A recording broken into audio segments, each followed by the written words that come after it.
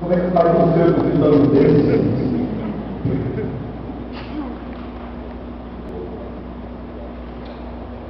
Vamos pintar esse pastor querido nesse lado. Olha, gente, como uma linda escritura de pé, vocês podem aproximar de uma forma mais perto, viu? Tem só um livro que você tem? Ah, tem a Camã, Vovó, tem mais? Todo mundo aqui? Gente, tem torcida aí, tá todo o Flamengo. Estou vendo para cá vocês todos para cá. Tá junto desse ar, tudo bom, querido? Para cá.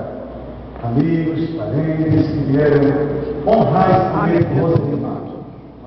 E Rosa de Marcos são muito amados por essa igreja. É um prazer conhecer vocês, estou vindo pela primeira vez, obrigado. Que maravilha. Agora todo mundo estende a mão na direção de Marcos, no bebê Marcos. Diga assim: Marcos Júnior.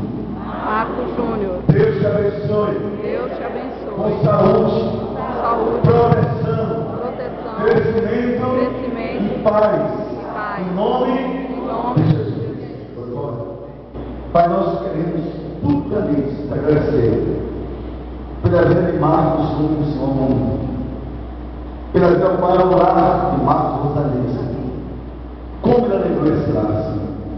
Como trouxe vida onde já tinha muita vida, Senhor. Ele transformou a alegria dos seus pais.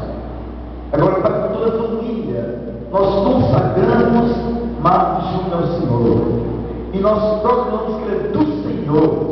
Vai ser feliz, vai crescer feliz. Nenhuma enfermidade lhe interrompeu o crescimento. Nós profetizamos em nome de Jesus que ele vai te conhecer e saber que só tu és Deus.